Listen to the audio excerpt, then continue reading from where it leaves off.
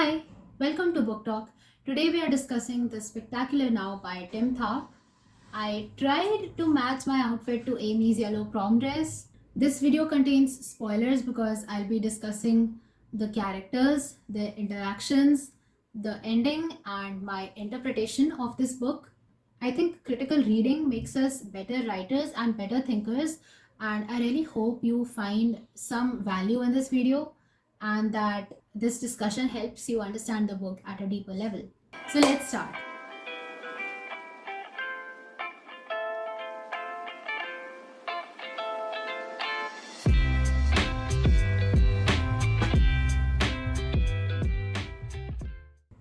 This is a coming of age book about two high school seniors who are just about to go to college. I think it will be enjoyed by people who are around 18. It won't be enjoyed by the younger teenagers because of the mature themes discussed. And I also think that they won't be able to appreciate the book at that age. I first read this when I was 15 and I was left with a feeling of, huh, because I thought that there was really no plot, no climax, and no solid ending, honestly.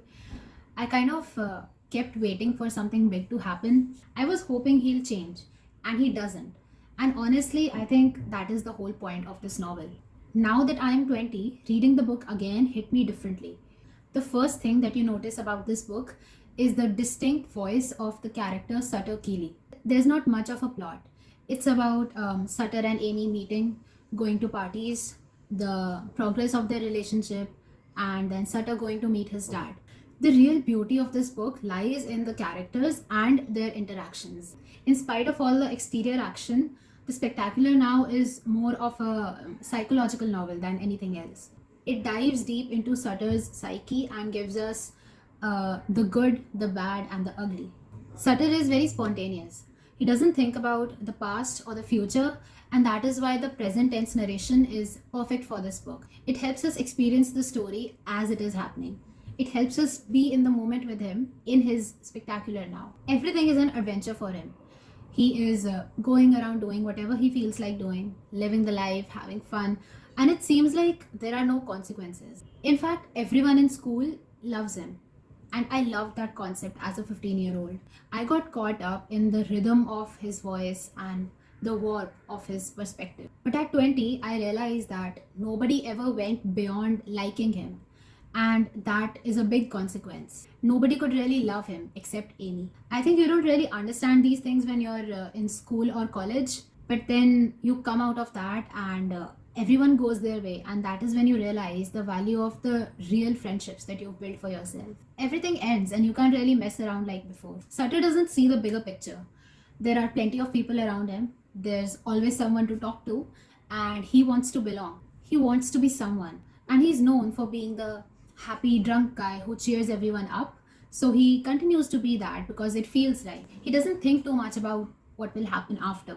When I first read it at 15, I believed that Sutter was not an alcoholic. That's what he keeps saying. He's got all his reasons for drinking laid out. He says he's not drinking in sorrow and he's not drinking to forget anything and he's not running away from anything, so he's not an alcoholic. He believes that he is in control. And I believed that too. I thought he was cool and fun and that his drinking set him apart from all the boring people at school. I agreed when he said that alcohol was like a secret weapon, a fortification, and he knew what effect it had on him and he kept drinking anyway. Now I look at it differently. I realize that he feeds a lot of lies to himself and that he really believes those lies. He thinks nothing wrong will ever happen to him and he drowns himself in delusions. He honestly thinks like such a teenager. He doesn't want to grow up. He doesn't want to think about his college or his career. He thinks that all adults want to wipe out his individuality and miraculousness. He also takes things for granted. He has a house and a car, but he doesn't realize that he needs to earn it all and that it won't last forever. He is a rebel without a cause. And this hits home because I was somewhat like him in my teens, without the alcohol, of course. I was fed up with the society and the system, and I thought that everyone was boring and too serious, and I always tried to inject some fun into the atmosphere at school. I think a lot of teens go through that phase. We feel that when we grow up, everything will be boring, we'll have jobs and whatever, But then we realize that we actually have the power to change our future if we work towards it. Sutter never realizes that. He never thinks anything through. He's just in a constant daze, and in that, everything makes sense. He never does anything to make himself better, and he always has his defenses ready. He always has some witty response for the people who try to talk sense into him, whether it is his friends, his teacher, or Bob. But teenage is such an age when you just reject everything that adults tell you. He's always cruising around looking for adventures, and Sutter defines himself as God's own drunk. And drinking does seem to be his life's philosophy. He barely gets through any encounter in the book without a flask or a 7-Up whiskey in his hand. You can really see how drinking is his escape and he's trying not to face the reality. Sutter is the life of every party and he loves that about himself. He cares about his social standing. He cares about people liking him. And I think it's because more than anything else, he wants to be loved. His dad deserted him, his mom is mean, and his girlfriends break up with him. So when he's alone with someone, he gets them to like him by doing nice things for them. He knows how to talk to people, he knows how to work his charm. The problem is when he's in a group, he wants everyone there to like him. He has to be the center of attention, best friends with everyone there. And if he's not the center of attention, he's miserable. Like that party in the motel where he meets his ex, Shawnee Brown. There's a girl singing there with a guitar, and he joins her and starts singing his own thing, trying to get people in the mood, but they don't want to, so he walks out. Parties are only fun for him if he's basking in a constant stream of admiration. I think parties bring out the worst in him, while being one on one with someone brings out his best. Sutter is a good guy at heart. He still has feelings for Cassidy, but he helps Marcus figure out how to make her happier. Plus, he tells Cassidy that they can just be good friends, just to make things easier for her. He tries to set up Ricky and Bethany because he is happy in his relationship with Cassidy and he thinks Ricky should experience something like that too. He tries to help Amy come out of her shell. Sutter is the person who can change others but can't change himself. This guy who thinks he's incapable of being loved loves others so well because he won't let others fall to pieces. He can so clearly see the pain of others, but he can't see his own grief, disappointment, and heartbreak at all. He's the shoulder everyone likes to cry on, and he can't see a friend in pain without trying to fix it, but he has no ability to fix himself. Sutter's heart might be in the right place, but that doesn't make up for his selfish, thoughtless actions. He doesn't realize that his actions hurt others and he doesn't understand why others are mad at him. There's this lake party where he is trying to get Cassidy back, and 5 minutes later, he is making out with Amy, thinking that he's just giving her a boost of confidence. When you read his narration, you realize that he doesn't really want anything permanent with any girl. He doesn't think in those terms. Even when he is trying to get Cassidy back, he doesn't consider if it's good for her, doesn't wonder if it will mess up her feelings now that she is with Marcus. And that's the reason why she broke up with him in the first place, because he doesn't consider her feelings and he still doesn't learn. He thinks that he can fix everything with a drink and his charm, and he wants to be with her because here and now it feels good. He's someone who doesn't care about how things will end. He cares about the now, and as long as it is spectacular, he is fine with it. The problem with being a teenager is that you are too emotional and too obsessed with how things feel rather than how they make sense, psychologically and physically and sexually. As teenagers, we feel things much more keenly than we do as adults, partly because our minds are more fragile, but also because our bodies are so much more alive. Sutter is a bit on the extreme side. He is too unsteady to build a future with any girl, and he is too rigid to change. And that is why no girl can ever go beyond liking him to loving him. They don't want to get entangled and handle all the responsibilities that come with him. But all of his ex-girlfriends miss his fun-loving nature and they want to stay friends because they did have a good time with him. And it breaks my heart to think about all the emotional baggage he's carrying, this weight of a broken family and the many, many breakups. There is this scene that he has with Cassidy after they've broken up on a Thursday afternoon when she is crying and saying that she doesn't want to lose the magic that she has with him, but she needs to be serious too, and that Sutter is not enough. And then he says, You and I will just be friends then. You come to me when you need a laugh, and you can have your real life with Marcus. It's so heartbreaking to see how big his heart is, but how much he is losing because he refuses to change. And I wish he were enough. He would have been such a perfect person if he could sober up sometimes. So much love to give, so much potential for emotional greatness and an untapped inner prosperity that some of us only dream of having. About halfway through the book, Sutter realizes that the way he sees himself is not how others see him. Even as a reader, you become sort of like Sutter's girlfriends.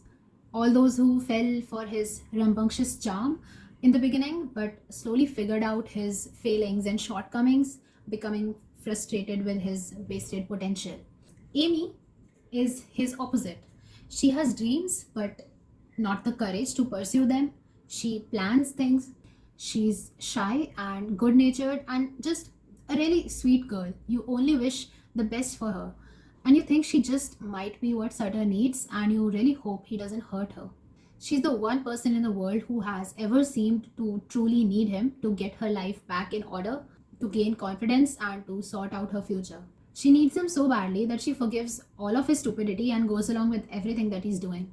She loves him as he is without wanting to change him. Their relationship starts out casually. Sutter doesn't mean anything when he kisses her. He just wants to make her see that she can be loved. And he impulsively asks her out to prom and impulsively says that yes, he is her boyfriend because he doesn't have the heart to say no to her. He means well, but that is not how things work. He's already planned the end of the relationship, believing that she will dump him anyway, just like all the other girls do when they start looking for something more. Till then, he is on a mission to save her. He's in Amy's life for a short time, but he's going to make a big change while he's there. Their relationship is really original and honest, and you can see where it is going, but there's nothing you can do about it. It turns toxic, and she becomes too dependent on him. The accident gets forgotten quickly, and it is stupid, but it shows how young love works. She doesn't care at all, and she understands how he was feeling, and she doesn't blame him. She also begins to drink too much, and I really hope that she doesn't go down the path that Sutter has. Sutter does actually start to like Amy, and it's beautiful how they challenge each other and push each other out of their comfort zones. Then there's this scene when, because of Amy's pushing, he goes to meet his dad, and that is a big turning point. Sutter has always viewed his father as someone who was wronged by the world, who was misunderstood, but who only meant to bring joy to the world. His dad is just like him, drinking, telling stories, making people laugh, and Sutter is in complete awe of him, but it gives us a glimpse of what he is headed towards. He won't be a family man, he might take loans. The dad went out with multiple women when he was married, but he says he did love them even if it was just for 45 minutes. And that is exactly how Sutter falls in love with anyone and everyone, and then it's over and he doesn't care. He realizes that he might end up like that and how scary it is. It's like looking into a mirror, and it makes him question his identity. And he understands why his mother can't stand him. Sutter reminds her of her ex husband. But instead of changing, he lets Amy go instead. I think he feels like he doesn't deserve Amy's love.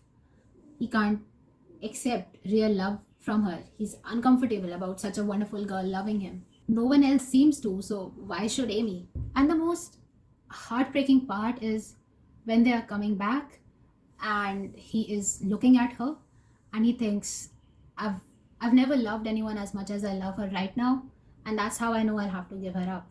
Amy and Sutter are two lost kids, and while there are moments of honesty and beauty in their relationship, they cannot build anything solid when they are dealing or not dealing with so many internal battles. He is good for her till a certain point, and when he isn't, he realizes it and decides to pull away because she can hang on to her dreams by herself now.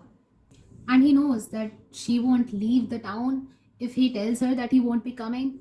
So he decides that he'll write her an email after she has spent at least a month in St. Louis. And then he says, see, I do have a future to give her after all, just not one that includes me.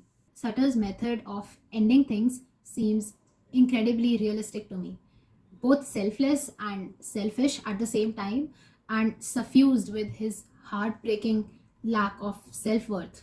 And I hope that Amy can realize that he did it for her and can forgive him and can someday look back upon him as a fond memory. It makes me angry too. Why doesn't he genuinely want to go to St. Louis with her? Here is a girl who is giving him the future.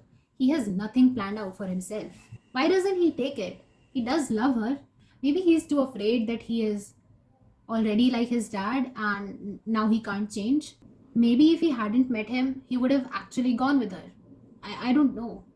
Now, based on the character analysis that I just gave, I concluded that he is a static character. But I would love to know what you guys think. You can tell me in the comments. Static characters don't change their views or ideals throughout the course of the plot. They don't learn anything new. They don't have a character arc. There's not any inner growth, and even if there is, it's very little. And protagonists usually are not static characters. Sherlock Holmes is one protagonist who can be called a static character. He is confident and charismatic, but his personality and perspectives don't change throughout the novels he's featured in. Just like that, Sutter Keeley never changes. He does learn to love a little better, and he does realize that his actions will hurt Amy, but that's about it. He gets many chances to do better, to get rid of his bad habits, but he doesn't take them. Every time he seems to learn a lesson, he undoes it by doing something reckless. Even at the end of the book, all his actions stay true and unchanged to his personality in between the scenes. He shows his love for Amy in his own characteristic way by running away and making her just another story. And then he goes to a bar where he continues partying. It seems like he is never really going to learn anything as long as there are people willing to cheer him on for his antics. I guess that is ultimately the true message of the novel, hopeless as it is. Sutter has a drinking problem, family issues, a skewed view of life, but in the end, he brushes everything aside and lives in the spectacular now. Amy, on the other hand, is a dynamic character. She changes a lot, for better and for worse. She has a character arc. She is not who she was at the beginning. She opens up, learns to stand up for herself, and dares to pursue her dreams instead of just thinking about them. In fact, I think all the characters in this book are dynamic. Ricky changes and starts to follow the clean route. Cassidy realizes that she can't have fun all the time and becomes serious, and Sutter is the one who is left behind. Now, a static character is not the same as a flat character. A flat character has no personality and is only there to serve the purpose of the plot. They are poorly developed or are boring. On the other hand, static characters are developed. They have depth and complexity. They just don't experience a change due to the story. To sum up, flat is too developed as static is too dynamic. I think Tim Tharp has written a beautiful book which does not teach us life lessons directly.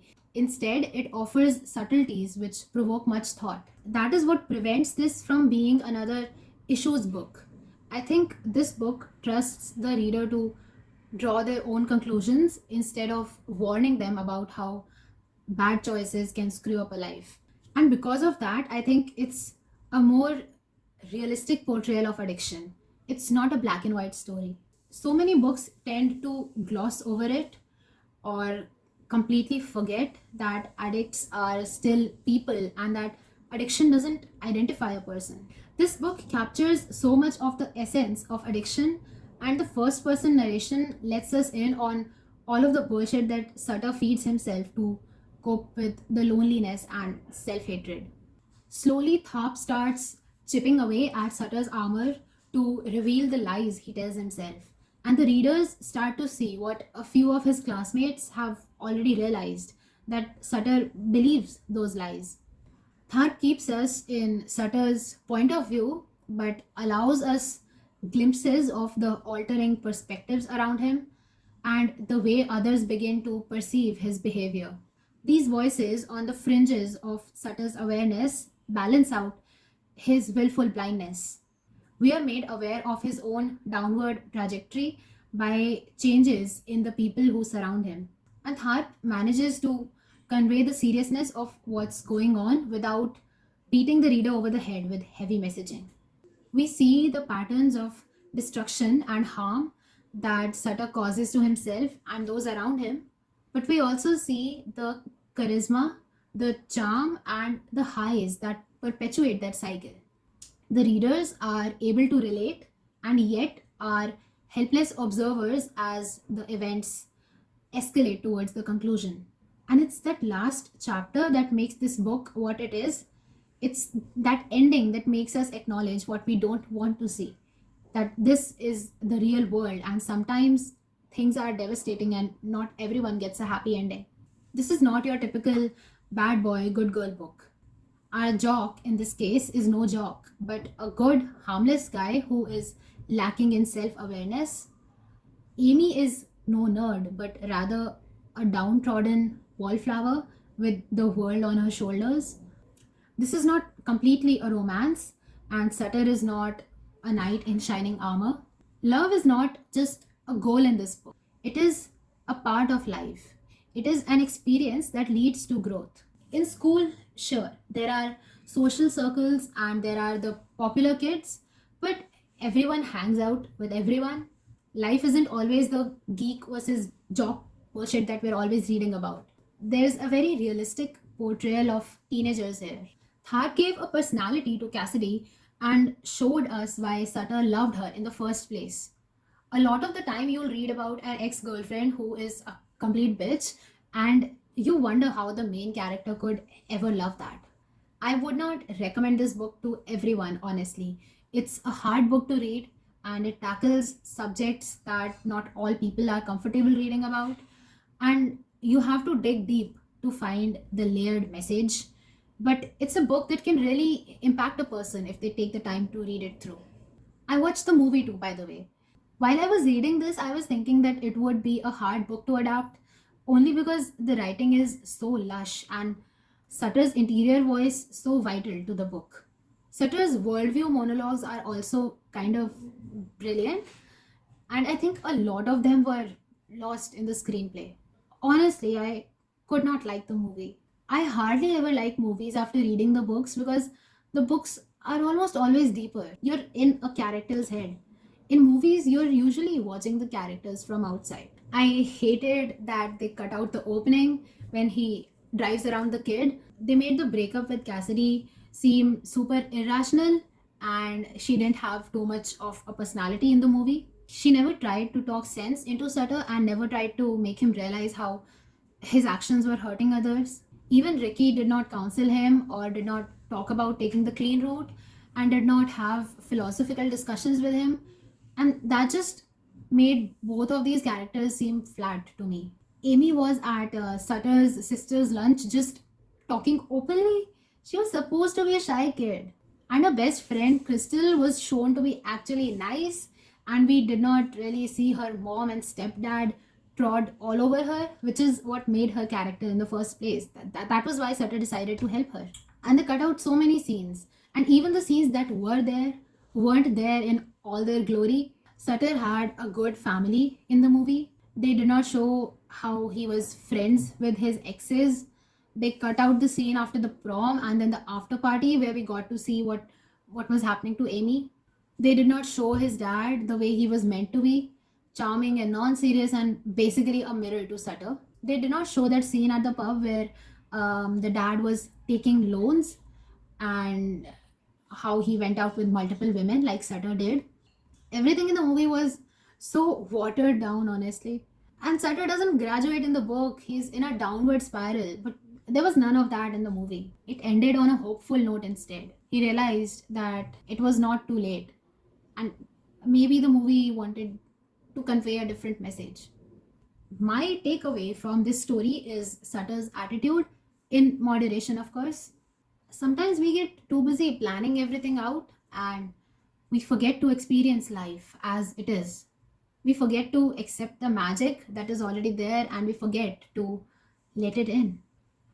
I hope you enjoyed this video, and if you want more, you can check out my book talk playlist. I will see you guys in the next video. Bye bye.